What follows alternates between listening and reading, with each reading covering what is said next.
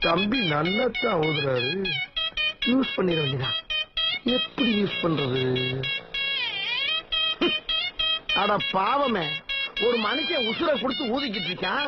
ரோட்ல போற ஆளு வேற ஆளு யாராவது கண்டுக்கிறீங்களாயா? என்ன உலகம் அது. சரி, அவன் தலையெழுத்த மாத்த முடியுமா? நம்ம பொழப்ப பாப்போம்.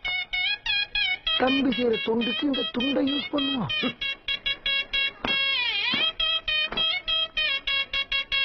அலாட்ட ஆரம்பிக்கிட்டே விளையாட்ட ஆரம்பி.